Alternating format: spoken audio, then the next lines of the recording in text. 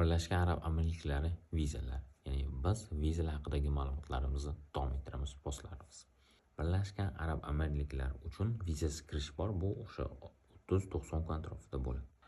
Ba'zi davlatlarga 90 kun, ba'zi davlatlarga 30 kun. 90 kunlik davlatlarning ichida Rossiya, Qozog'iston, Belarus, Moldova, Ukraina, Yevropa Ittifoqi, Amerika, Avstraliya, Koreya, Yaponiya va AQSh, Kanada shularning ichida. 90 kunlik ichida.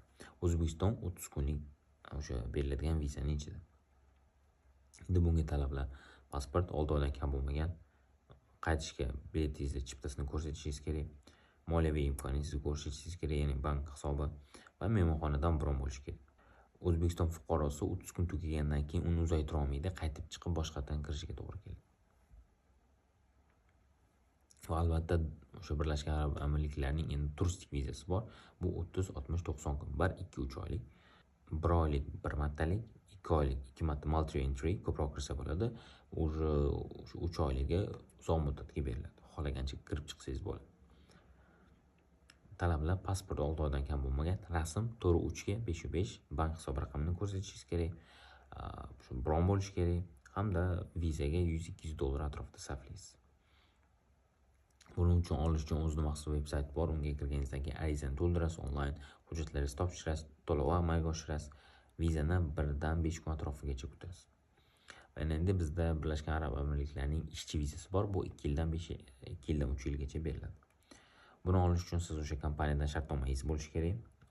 O'sha Birlashgan Arab Amirliklaridagi kompaniyadan work permit, ya'ni o'sha mehnat ruxsatnomasi bo'lishi kerak. Sug'urtangiz bo'lishi kerak. Diplom va sertifikatlaringiz bo'lsa, shularni tarjima qilish kerak bo'lsa, tarjima qilasiz va tibbiy ko'rikdan o'tishingiz kerak bo'ladi. Tartib qanaqa bo'ladi buni olish? Ish beruvchi o'sha ariza beradi, keyin sizga viza tasdiqlanadi. O'sha Birlashgan Arab Amirliklariga borganingizdan keyin o'z ID kartasini olishingizga to'g'ri keladi. Biometrik ma'lumotlaringiz hamda o'sha kerakli talab qilinadigan tibbiy ko'rik bo'lsa, undan yana qaytadan o'tishingiz kerak bo'ladi. Asosan IT, muhandislar, mehmonxona hamda tibbiyot xodimlari uchun o'sha vizalar ko'p beriladi, chunki o'sha kasblarda juda ham demand, ya'ni kerak. Va bizda so'nggisi o'sha Birlashgan Arab Amirliklarining elektron vizasi, bu e-viza yoki A2A deb ataladi. Bu Hindiston, Pokiston, Misr yoki bo'lmasam Filippin davlatlari uchun onlayn viza olsa bo'ladi ular va yana qo'shimcha bir ikkita davlatlar uchun.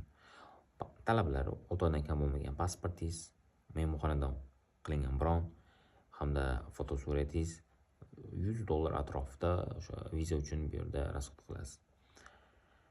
Va endi siz kirayotganingizda so'rashi mumkin: rostdan bu yerga sayohat uchun keldingmi? Qayerda turasan?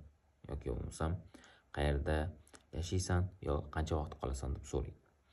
Va aytib o'tganimdek, boshqa o'sha davlat fuqarolari o'zining vizasini uzaytirmoqchi bo'lsa, Dubai ACA bilan tomonidan vizasini $250 ga uzaytirib olsa bo'ladi. O'zbekiston fuqarosi vizasi tugagandan keyin qaytib chiqib boshqatdan kirishiga to'g'ri keladi.